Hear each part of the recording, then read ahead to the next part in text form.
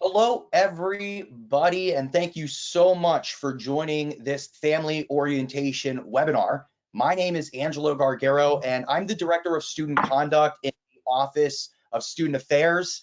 And I'm thrilled to be here today as your moderator and facilitator for this really exciting experience. Today, you will have the opportunity to meet the two deans in student affairs, both Dean Keith Paylo and Dean Michael Gieseke, in addition to the orientation coordinator, Margaret Hinnebusch.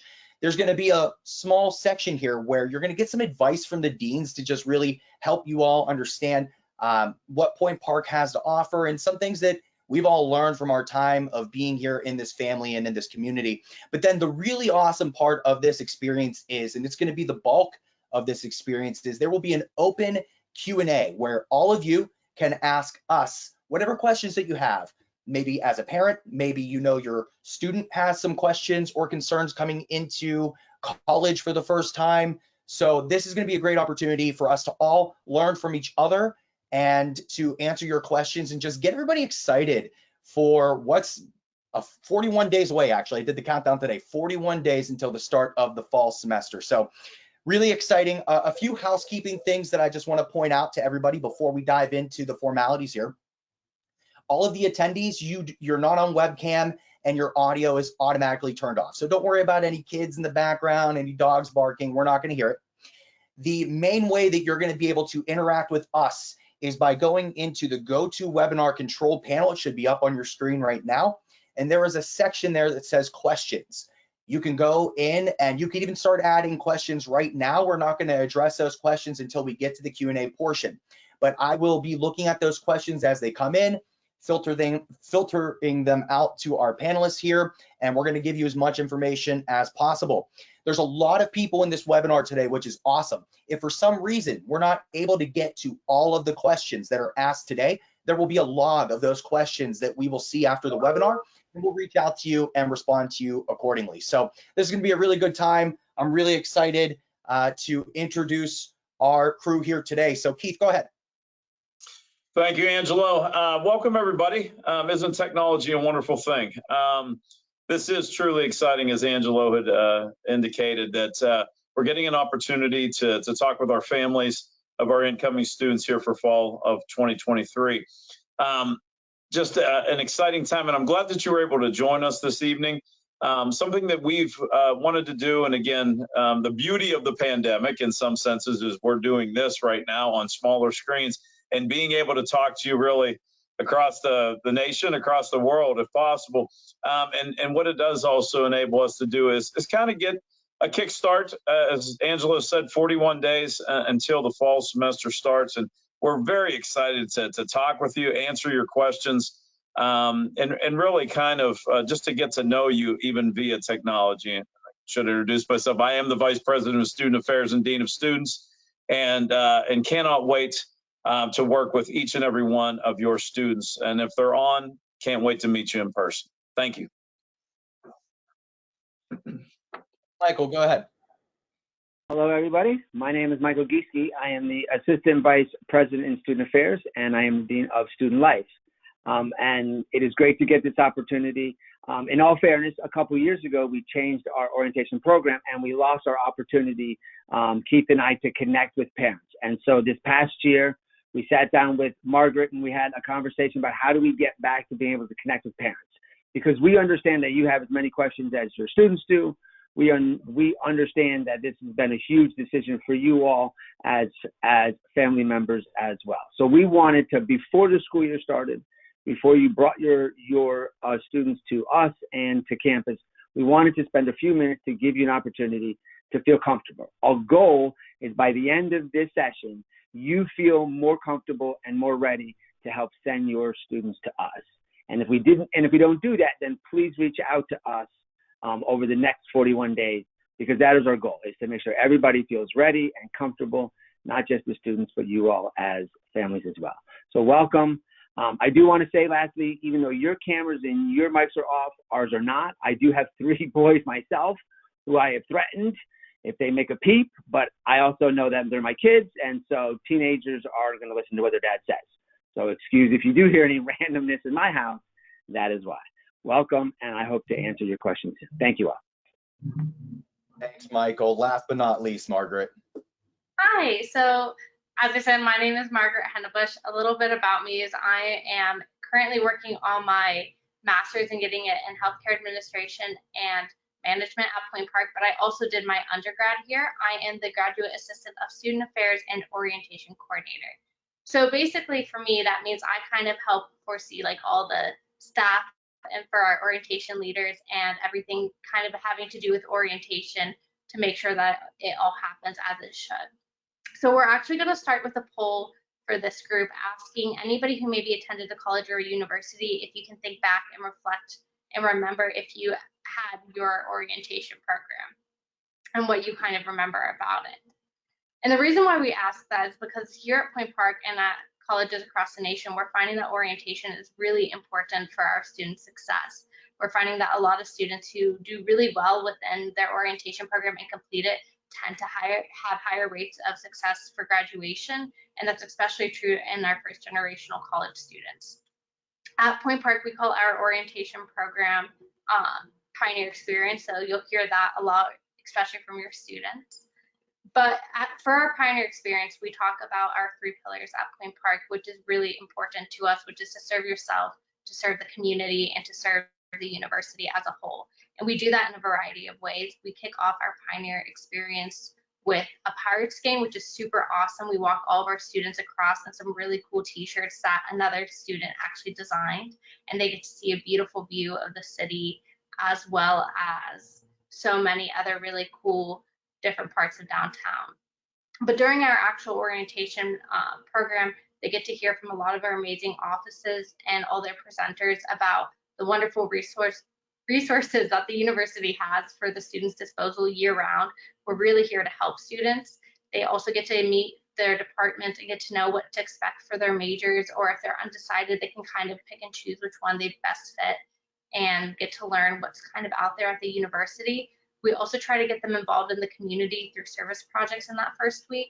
So we'll have them working with one of our different shelters to create hygiene kits. We make birthday bags for underprivileged schools, so that way they're also able to kind of share the wealth in that. They can help with on-campus services as well, which is a really cool way to see them connect back to the university and to the community. But we also offer a lot of really fun late night activities that kind of mirror what the students can expect to see throughout the school year, like our late night bingo games, which is super popular amongst our students. We do a campus carnival. We have a big dance just to kind of get everyone excited. And we do what we call convocation, which is kind of what we say is our reverse graduation, because you get to welcome yourself into the university. And then when they get to walk across the stage at the end of those 4 years, or 5, depending on where the students are at, they get to kind of relive that experience, which is really cool for them. But our Pioneer Experience is really focused on just making sure the students are not only going to be fully ready and comfortable at the university, but also that they're great inside the classroom and outside of the classroom. It's really important for us that we just get our students immersed in every way we can, which is why orientation is so important. And it is mandatory, but while we say it's mandatory, it is a lot of fun. We have our Pioneer Ambassadors, which is our orientation leaders, moving in 3 short weeks for training, and they are beyond excited to get to know your students and to help out. So that's what they can look forward to. Awesome. Thank you, Margaret. And thank you to everybody who weighed in on the poll. I'm going to share those results and everybody should be able to see it now up on the screen. And, you know, you can't plan for this, but look, 50-50 split. So if you attended a college or university, do you remember your new student orientation? Half are saying yes, half are saying no. So there we go. Just split right down the middle. You got to love that, right? So awesome. I think we're going to work our way backwards now to Michael, right? Yeah, actually, to both Keith and I, we did want to take a few minutes to sort of offer some advice or, you know, some things over the years that we have learned. First and foremost, we respect and understand that every family is different. Everybody comes in to college with a different experience, and we understand that. The sort of first piece of advice that I have, and then we'll keep going back and forth, is that whether your students have, whether you have other students at that have been to the university before, or you yourself, Point Park is its own university. And I say that not as a good thing or a bad thing, only to say that there's the Point Park way. And so the first thing we want you to know is that our goal is to help your students get acclimated, and that's exactly where Margaret started, is when they first come back to camp, or when they first come to campus, our goal is to get them acclimated and all that. But it's important to know now that just because it may be done in one way at one university doesn't necessarily mean it's going to be done that way here. And so it's important to make sure that your students, yourselves, ask us any questions that you may have. There's no such thing as a small question or a dumb question. We are here to make sure that we get you the information you need. You have to ask for it. The students have to ask. That's the first thing that I want you all to know, is that when your students call you and say, I'm not sure, or I need them, who have you spoken to? Who have you asked? The reason you're meeting with us now, the reason you're seeing our faces, because we are those first faces, and we're those first people that we want to make sure you and your students know they can come to. And that's crucial to us. So that's my first piece. Keith? Thanks, Michael. To introduce again, as I mentioned, my position in a sense, and I've been in higher education for 33 years. I'm celebrating my 33rd year. So if you look around this pane of folks, you're looking at over 60 years of experience. And when you add that up, 33 for me, over 20 for Michael. Angelo's got 10. Margaret, you're the youngster, you got a couple, so that's fine.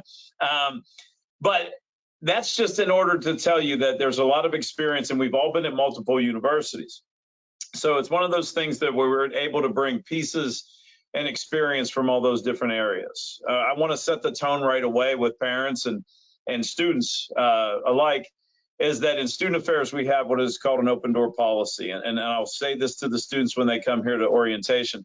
The rule of thumb is doors open, walk in.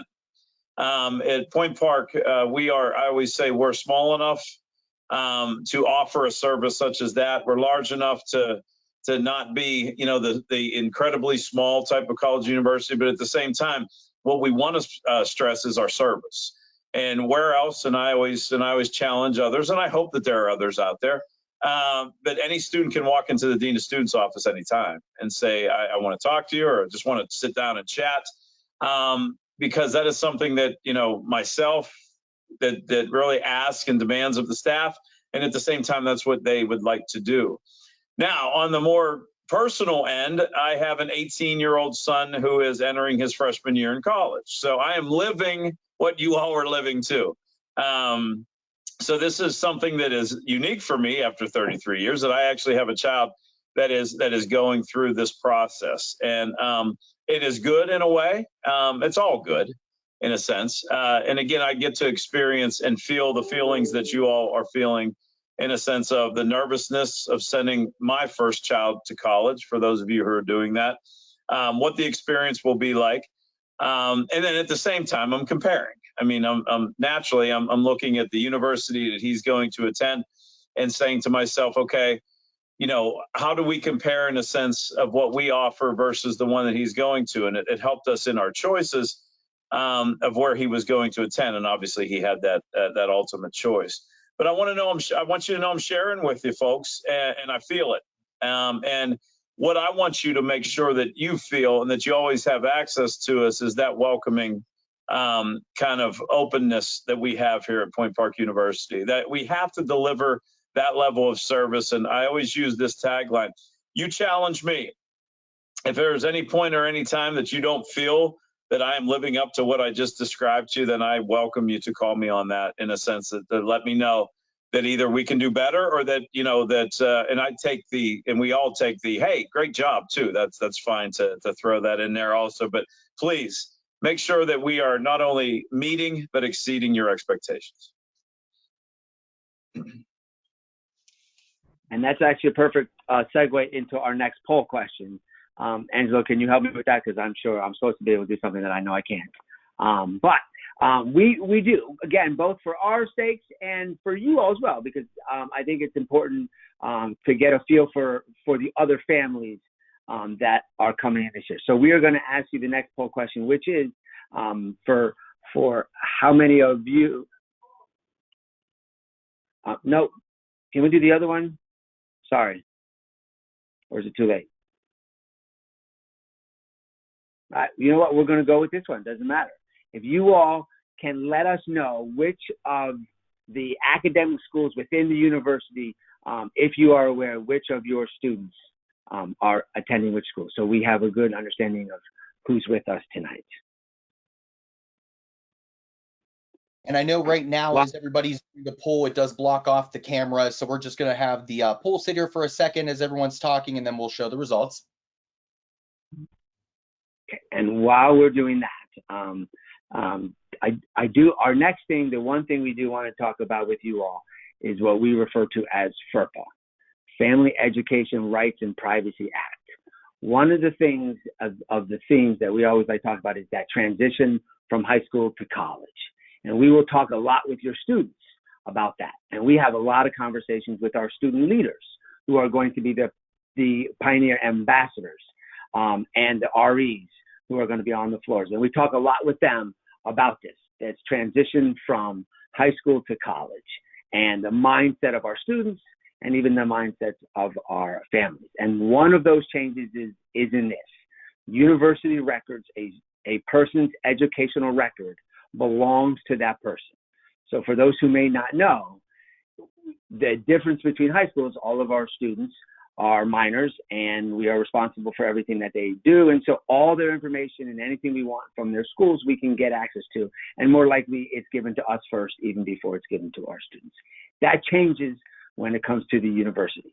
Your students are adults when they come into the university, and by law, and by policy, even if your students are not yet there, there's always every year a couple of students that are still 17, not yet 18. But once they start at the university, they are considered a university student, which is an adult, and therefore their educational record belongs to them. Okay, and this is a conversation we have with them.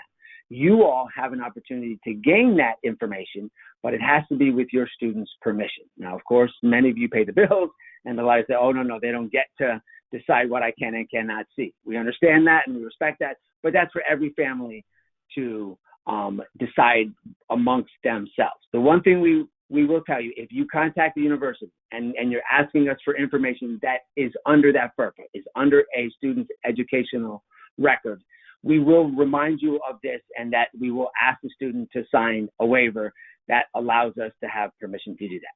But at the same time, we also want you to understand there are times where you're going to call us where you think something's an emergency or you think something's going on, and we're not going to just say to you, sorry, we can't talk to you until we get that waiver.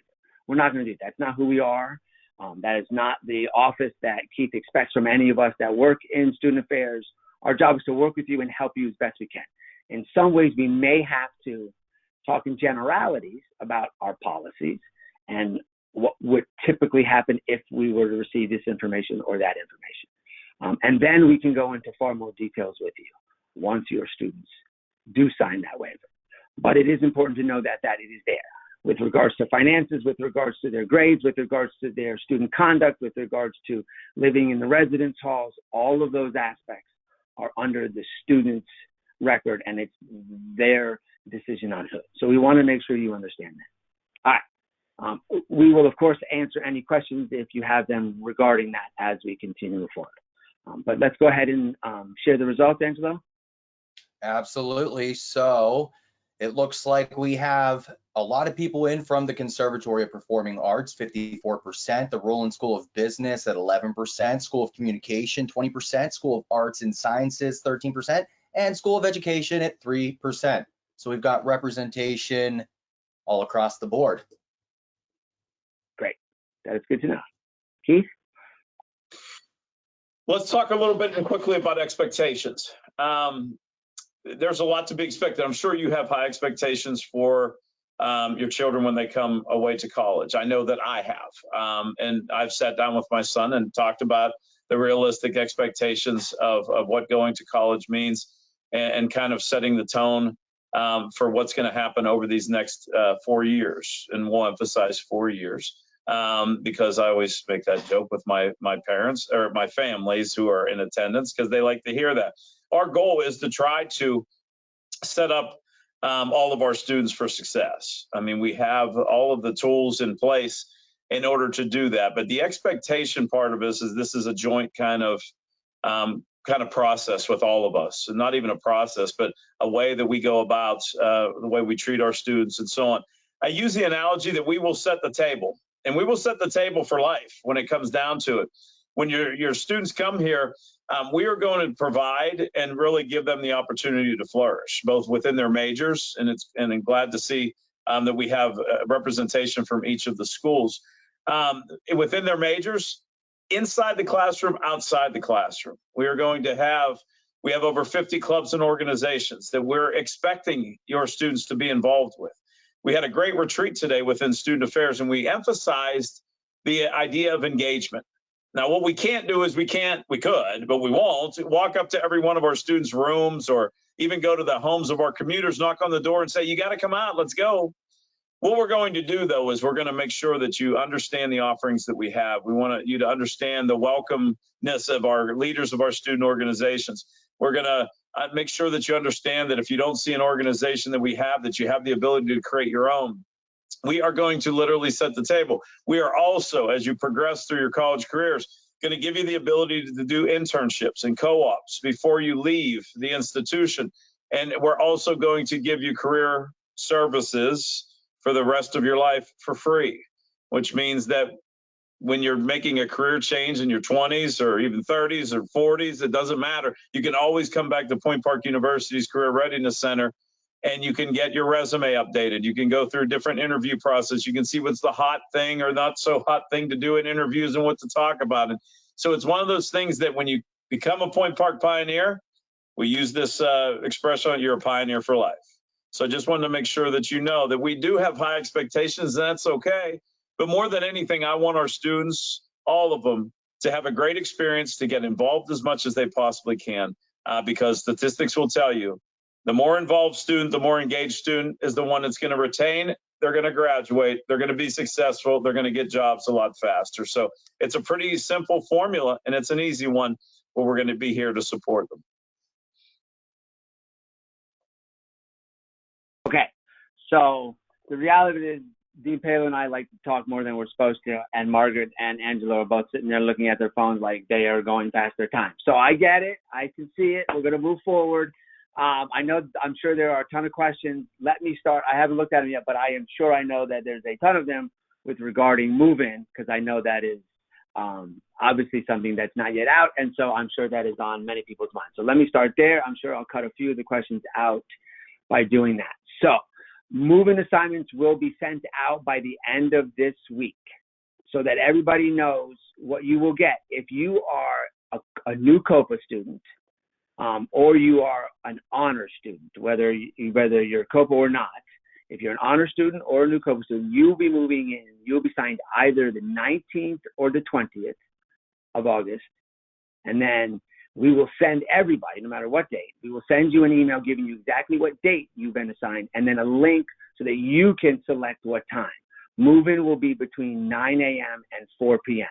And there are so many people per hour.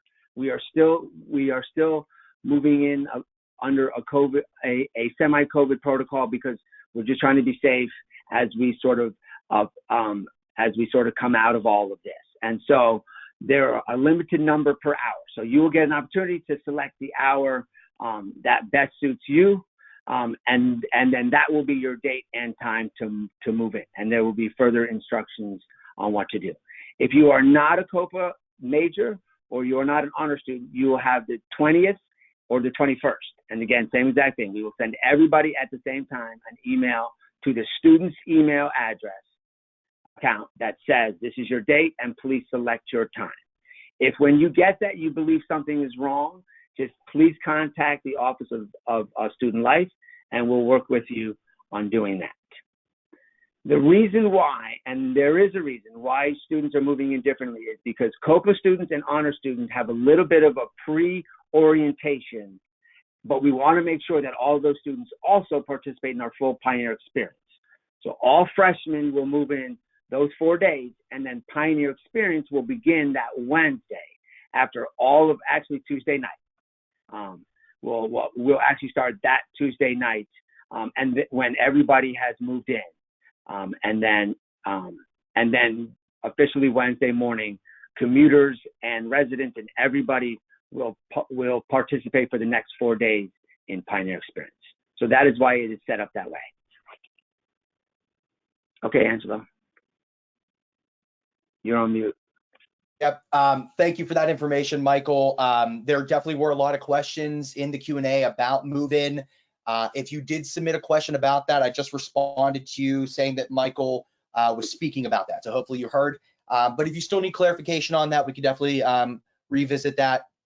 But I'm seeing a lot of questions in here, so I want to start diving into this and getting through as many as we can. So just to reiterate, there is a questions area on the GoToWebinar control panel. These questions are coming in just to me. We're not going to call out any names or anything like that. So feel free to ask whatever you want and we'll just answer them to the best of our ability. So this first one is, if a student has a serious issue with their roommate, what can be done about it? Michael, this sounds like something that you might want to tackle.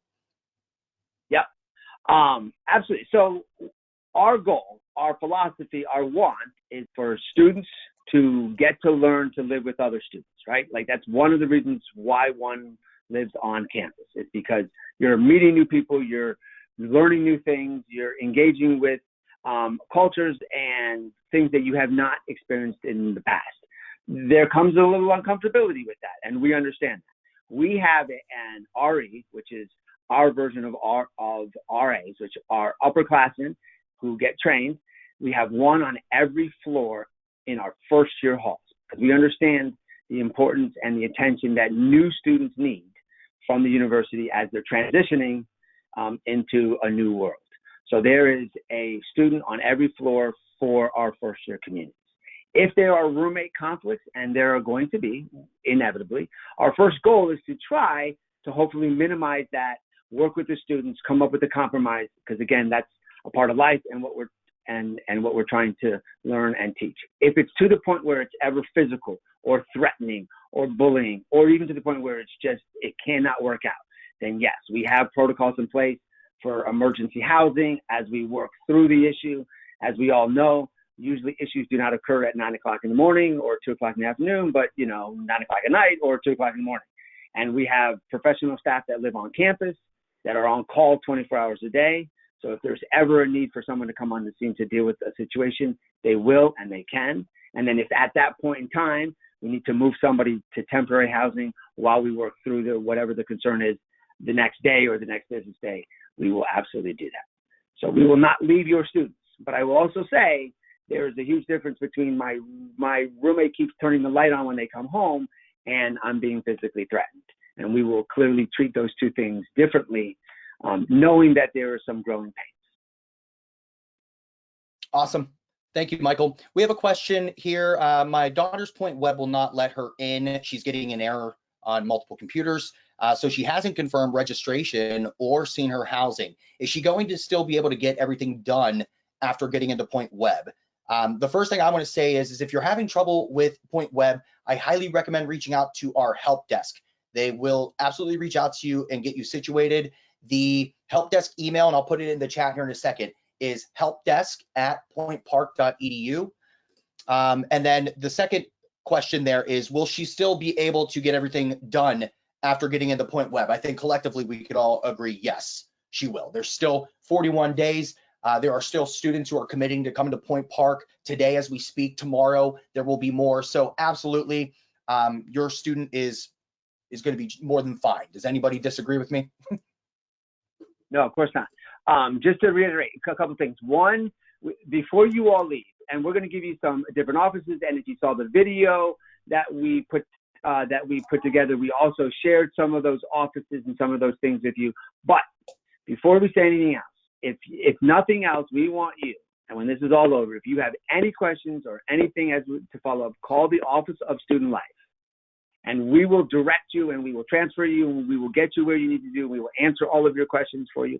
We don't want you for anybody to think what office or what do I need to worry about, just the Office of Student Life. You can either email us at studentlife@Point Park or you can call us and we'll put that number in the chat as well so that you have that as well. But I just want that to be very clear. And yes, the rest of it, the assignment is there. Just because your student can't see it right now, the assignment is there. And actually all first-year students' classes are scheduled for them. So there's others working on that right now. So all that information will be there once she's able to access it. Awesome. Thank you, Michael.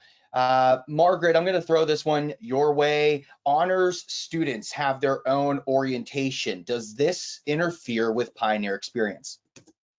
No, so that's what Dean Gieseke was kind of talking about when they move in on the 19th and 20th. They will have those early move-in days, so that way they can do their orientation on the 20th and the 21st and the 22nd, that Monday and Tuesday. So the bulk of our orientation doesn't really start until Wednesday, like the educational aspect of it. We will have late night activities every single night of move-in. That way students who come to campus early will always have something to do. But orientation and COPA will have, or honors and COPA will have orientation those 2 days prior to the Pioneer experience. Awesome. Thanks, Margaret. I think Michael slightly touched on this, but I'm going to ask this question that was presented. How many RAs, we call them REs, resident educators, are there in a dorm, and are they on each floor? Are there RDs in the dorms as well? Yes. So it's a good way for me to quickly just say, our housing is based on class year. We believe that each class year has different needs, and we have different expectations of them as well. So in our first year halls, which is Thayer and Lawrence, there is an RE on every floor in all of those, in those two buildings.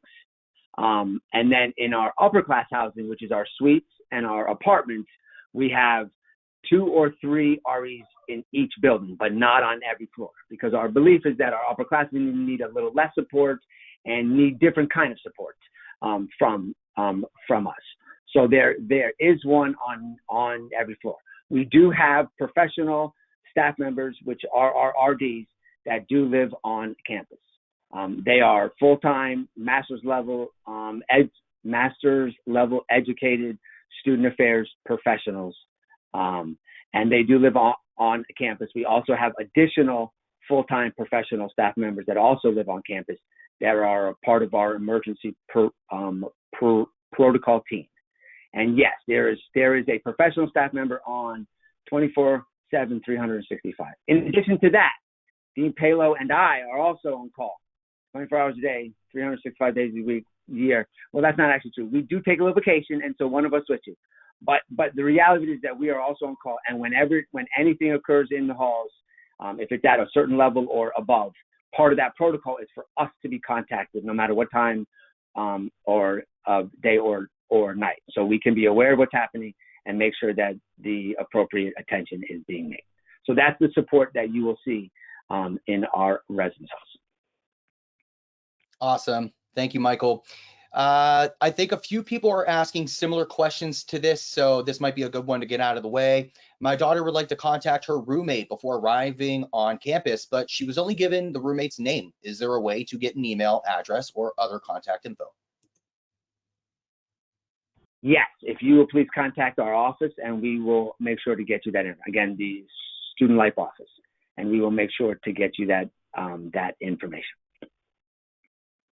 I think this next question, any one of the three, probably of you could answer this. Will safety be discussed in orientation for transfer students, i.e. where to go, where to avoid, police locations, which buses will get them home, etc.? I'll take it because I'm feeling lonely that I haven't got a question yet. So the answer is yeah, absolutely. We will be discussing all different types of safety protocols, navigating the city, as Margaret has said. We're actually going to have students experience that. On Tuesday night before, as Margaret said, on that Wednesday is when kind of the larger, in the sense of opening of orientation or Pioneer experience happens. We're going to take the entire class to a Pirate game. It's a tradition that we started. It's really well received, and we are playing the St. Louis Cardinals on that Tuesday evening before orientation starts. And that gives a great kind of introduction to the city. We literally walk, because we can, from Village Park on the middle of our campus through Market Square and over to the stadium, which is a great experience. But to answer that question, yeah, we have our public safety officers present to our students. We make sure that we introduce them or as visible as possible, so that there's a creation of a name with a face and a comfortability with our police officers. I cannot stress enough how friendly and how accommodating and how, I hate to say different, but I was part of the creation of the police force, and how that higher education, especially at Point Park, police officers are just a little bit different. They are certified police officers. We were the first higher ed institution in the state of Pennsylvania to have certified police officers. They look like every other police officer. They wear guns and tasers and all the kind of precautions that they have and things that they use as a police officer. But again, they're so approachable. They're there for our students. They're escorts when they're needed. They are really friends in a sense. They're looked at as folks that you can look to. And our students really do utilize that. So we welcome our students to introduce themselves, but we try to get them in front of our students during orientations as much as possible. Thank you, Keith. There was a question that I'm going to answer real quickly. If a student has a scheduling question, who should they email? They should have been assigned a success coordinator in the Center for Student Success. There's one that covers, the different schools here at the university. If your student doesn't know who their success coordinator is, you can email the Center for Student Success alias, which I now have in the chat. It is css@pointpark.edu. There is a full-time administrative assistant over there who will respond to that or forward it over to your student's success coordinator. So definitely have them reach out. I know that department's working pretty diligently on getting schedules generated and pushed out to students. Next question, is there an on-site bookstore? I know the answer. Yes, there is. It is in Lawrence Hall. If you don't know where Lawrence Hall is yet, you will. Your student will. It's the largest building on campus, 20-some stories high. It houses our dining facilities, many lounges and computer labs, that residential rooms. There's classrooms there. So on the very first floor in one of the main doors, yes, there is a bookstore with a lot of really great items, merch, swag, gear that you might need for classes. So definitely go and check that out. We're getting some questions about bus passes, so this might be a good time to talk about that. A few people were asking about their student being a commuter. What's the options there when it comes to transportation in the city of Pittsburgh? Well, we're proud to announce that this year that Point Park University is a part of the Pittsburgh UPass program. The UPass program is a university transportation program that's been around for quite a while, but in a sense that was limited to really two of the major universities here in the city of Pittsburgh.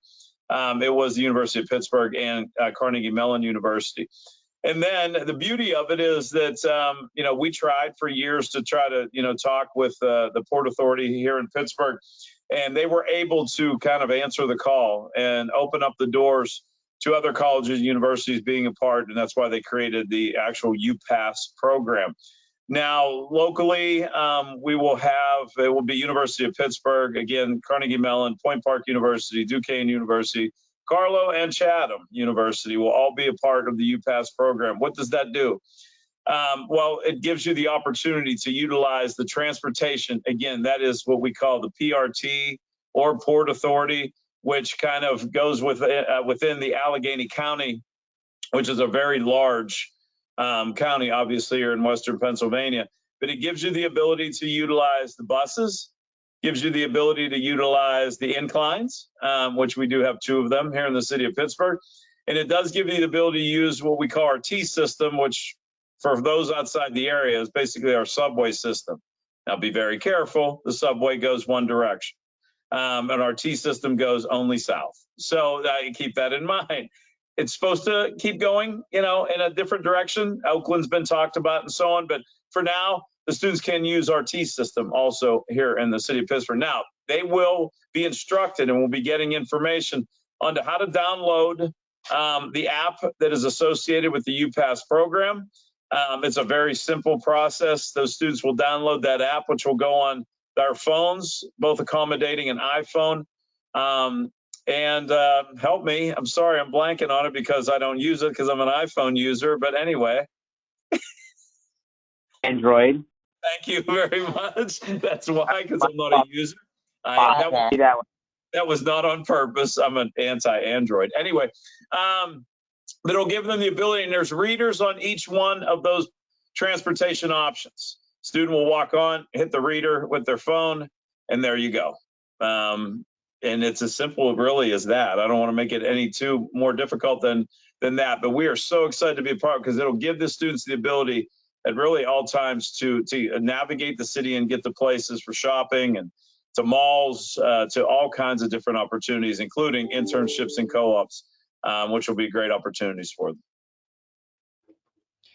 Awesome. And we're getting a lot of really good questions here. Just to kind of gauge things right now, we're at 7:47 Eastern, so we've got about 13 minutes left here. I'm just going to be real with everybody. We're not going to be able to answer in the webinar all of these questions, but I just want to reiterate that there will be a log of these questions that we will get at the end of this. If we do not directly answer your question, we will have a member of our team reach out to you in the coming days and provide a response. So please just bear with us. I'm trying to kind of pick the ones that are being asked the most and encompass the most area. I am getting a lot of people asking to reiterate the move-in days and to also reiterate the Pioneer Experience orientation days. So can we just quickly reiterate those days? And I'll also send a link in the chat to where you can find this information as well. I can do that. So, yes, Margaret, go ahead. All right, so move-in is going to start that Saturday, August 19th, and it's going to be the 19th and 20th is all honors and COPA. The 21st and 22nd, that Monday and Tuesday, is all of our other incoming students. Pioneer Experience officially starts on the 23rd, which is all the educational components. However, each night from the 19th on, we have events planned, and it will go all the way up until the 26th, that Saturday. And then that Sunday, students have a day to kind of adjust and get ready and fully unpack and get situated for their first day of classes that Monday. All right, thank you guys. And I put the link to more information on all those dates in the chat, so you can definitely go and check that out. Let me see, trying to sort through the ones we've answered. Let's talk a little, there's a few questions about is there security and what is dorm security like? We talked briefly about some of that, guys. Yeah, so there is absolutely security at all points. Anybody coming onto campus, no matter what building you go into, so whether it's a residential building or an academic building or the student center or the university center, everybody has an ID and has to tap to get in. So everybody, that's our first. In a lot of the buildings where we may not have a security officer at all times, we also have, you have to then tap into a second area to get in. Also, in all of our residence halls, you have to tap to get on the floor. So once you go in the elevator, once you get off the elevator, you're in a little vestibule area, and there's another tap that you have to get past in order to get on the floor. We work with our students diligently regarding propping doors, because obviously that's a risk to our system. There is a camera. There are more cameras on campus than you can imagine, and so there are very, very few sort of blind spots at the university. We have a 24/7 dispatcher in our police department who is monitoring the cameras, and then of course we have our police officers who are both roaming the city areas that is considered our campus, and as well inside of the buildings as well. They are scheduled to go through every building 3 times a shift. And so those are just some of the big ways. I've seen a couple questions come in that I'm gonna take a stab at, but I feel like some of this could be a little bit of a little subjective on the person. So, but I used to actually advise in the Center for Student Success, and we got this question a lot. So a few people are asking about books and when you should buy books. Now, when I was advising in the Center for Student Success, I often told students to wait until the first week. I know that there's like a sense to want to get it right now and order now and have your books ahead of time. But there's a few reasons why I recommend waiting. I think number one is a lot of times the syllabus might change, right? Instructors are still working on all that, so syllabi can change. Some instructors will provide PDF printouts and digital copies of things because they're aware that they want to try to help students in terms of like the cost of books and stuff like that. So to save yourself just some hassle, returning books and getting different ones, having older editions when a newer one is required, I would wait, or I would email your instructor. And you can email them whenever you want and just ask that specific question. And look, we're living in a world where Amazon Prime, Walmart Plus, we're getting stuff in 1 to 2 days, right? So in the past, it may have taken weeks to get your books, ordering them online, but with an on-campus bookstore and with all these online options, I think you're best to wait. See what the syllabi says, talk to your instructors, and forge ahead accordingly. Does anybody disagree with that? Awesome. There's another question here about COPA specifically, and if there's a place where students can prepare for what their instructors might expect for like attire, curriculum, things like that. To my knowledge, and Keith, Michael, correct me if I'm wrong, the conservatory should be sending out an email to their students. They have their own like handbook and standards and expectations and attire and all that stuff. So the dean of COPA, Dean Garfield Lemonius, I don't know if it comes from him, but you should definitely be on the lookout for that. And they're very good about disseminating that information. And Angelo, just let me add, again, part of the whole reason why COPA is coming back early is because there's going to be some of that specific theater, dance, cinema, like there are specific rules regarding each of those majors that is different from all the other students and all the other majors. So they'll get some of that orientation in those 2 days prior to the larger Pioneer experience. And that's why they're coming back first. So just know that some of that could come during those 2 days. Margaret, I'm going to throw this one to you. Do international students have a Pioneer experience orientation in addition to the orientation for international students? I think for all of our new students, they can all attend the same one. As far as I know, which Dean Gieseke or Dean Paylo, you might know a little bit better, I don't know if there is a separate international orientation, or if so, it comes from their office, which is slightly different. Yeah, there is. Rebecca Lee holds a international student orientation program, which many of us are involved. And again, as Margaret said, all are welcome. All new students are welcome to the Pioneer Experience program, but you're going to see, like, for example, we talked about honors. We talked about COPA coming in earlier to do their own form of orientation. You're going to have even athletes who are have their own kind of in-house orientation, but the key is getting everybody together. But yes, the answer to your question is internationals do have their own orientation. Awesome. And I just sent a link into the chat for the Office of International Affairs, I believe. I don't know if that's their official name, but for the Department of International Students, you can go and check that out as well. Right now we're at 6:55, so we have 5 minutes. I'm still going to try to roll through a couple more questions here, but I just want to reiterate, if we don't answer it, we will respond via email in the coming days. And I also just want to plug very quickly, whenever this webinar concludes, there will be a quick survey that pops up. There's only 3 questions. We just want to gauge what this experience was like for you so that we could do better the next time. And there will also be an option for you to ask a question in that survey. So if you didn't feel comfortable asking one live in this webinar, you can ask the question in that survey. We will collect that information and we will respond to you accordingly.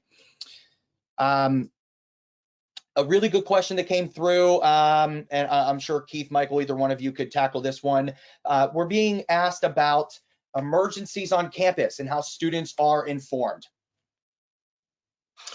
Well, and Michael could add to this. We have a wonderful alert system here at the university, and again, at orientation, and really, if you go online to our opportunity to sign up, both families and students. Now we're going to ask, students have to opt out. Now they're automatically put in. Yes, Michael, remind me of that. Yes. So they're automatically put into the alert system that we have here. And what is great about it is this is not something that you're going to see, and I use this way too much, and these folks go, oh my gosh. This isn't, there's a bake sale in the lobby of Lawrence Hall. These are truly emergencies that are on campus. The police department has very strict protocols on what they should or what they can and what they're mandatory in order to report and to send out to our students. So a student will know. And again, unfortunately, tragedies create some of this, but Virginia Tech taught us quite a bit, and it created these alert systems that we have.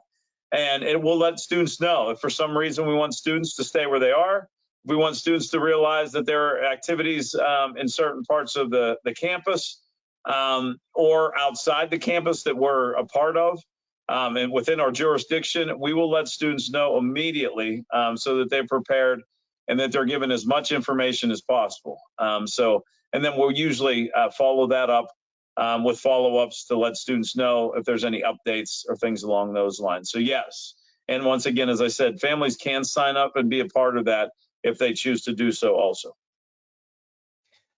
Thanks, Keith. We're also getting a few questions about student parking. I think that this weighs in a little bit to the conversation about the UPass program and stuff on how we're trying to accommodate and support students there. But do we want to address that real quick, guys?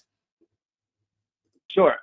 We have an agreement with Station Square. I'm going to say it as quickly as I can because I know we're running out of time. So we have an agreement with Station Square Parking for probably about almost half of what it would cost to park downtown in one of the garages downtown.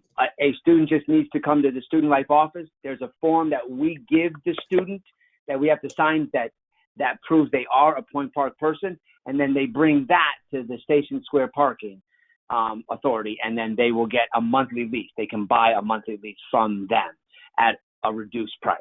That is the only agreement that we have with downtown. As you can imagine, all of the parking garages are, overflowing, and so our agreement is with Station Square. There were also a few questions, and I'm just going to tackle these two very quickly. There was a question talking about like accessibility services. So we have a director of accessibility. Their name is Cole Eskridge, and their office is located on the 5th floor of West Penn, right outside the Center for Student Success. If you have a child, a student rather, that is looking to receive accommodations, please have them reach out to Cole now, like yesterday, right?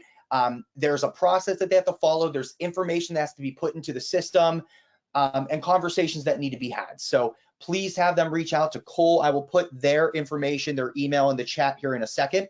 The second thing I want to address is there's a lot of questions about mental health and areas and resources support for that. I will just briefly say we have amazing, I think an amazing director of counseling. Her name is Cassie Mofat.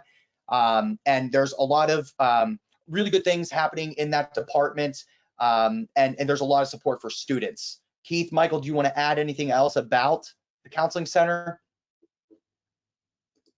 No, just that we have a dedicated staff. Obviously, counseling, mental health, physical health are both very important to us. We understand that as your students are again transitioning out of high school into college, both physical and mental health become key components for students to have to navigate. We will work with them on all of that, and we will get them. The FERPA and HIPAA does play in that. Please know that if your students do ask for those services, there are some real HIPAA and FERPA guidelines that we must follow with regards to that. But yes, we have a dedicated staff. I know we're at the time, so yep. Let me be to say thank you for participating with us. If nothing else, my goal today is for you to know that my name is Michael Gieseke. I'm the Dean of Student Life. I oversee the Office of Student Life, and our goal is to answer any and all questions and concerns that you have today, tomorrow, and in the future. So please, starting tomorrow, we didn't answer your questions, you have further questions, please email or contact our office. Even if you don't think it relates to my office, we'll get you to international accessibility services, student accounts, financial aid, et cetera, et cetera. We'll get you to the offices that you need to get to if you're not sure who to go to. That's the biggest thing that I would like for you to take away. We're here for you from here forward. So thank you. Just final notes or final comments. kpaylo@pointpark.edu is my email address. By far the best way to get a hold of me. Again, Paylo, Paylo @pointpark.edu. As Michael has alluded to before, we live our lives 24/7, 365. Welcome to the Point Park family, and that is not a cliche. You're part of our family. We are dedicated, and with the number of years that we have under our belts, that proves to us that this is what our passion is, what our lives are, and what we strive to do, as I mentioned before, is not only to meet but exceed your expectations while at Point Park University. Cannot wait to see each and every one of you at move-in as far as families. Students can't wait to get everything started with you here at Point Park, and I thank you for your time, and it was a privilege and an honor to speak with you this evening. Margaret. Yeah, thank you all so much. We really appreciate you coming and asking such great questions. A reminder that we do have that video for you guys where we talk about all the different offices to check out, and it has some fun little features of our mascot, as well as in the handout area, there is a Point Park University family guide where we go through a lot of different questions about the different campus resources, such as like the health center and the tutoring services and all of that. So that way you can also get additional information that way. But thank you all so much. Thank you, Margaret. And I'm posting the link to that video in the chat right now. And with that, I will also say thank you, everybody, for joining this webinar. Your questions were amazing. And I know that there are still a lot out there. We got through at least half of them, which I'd say is a win for over 130 people being in this webinar. So give us a couple days. We will be working to respond to the rest of these questions via email. But thank you for joining. Welcome to Point Park, and cannot wait to see your students on campus in 41 days. We will see you all soon. Thank you so much.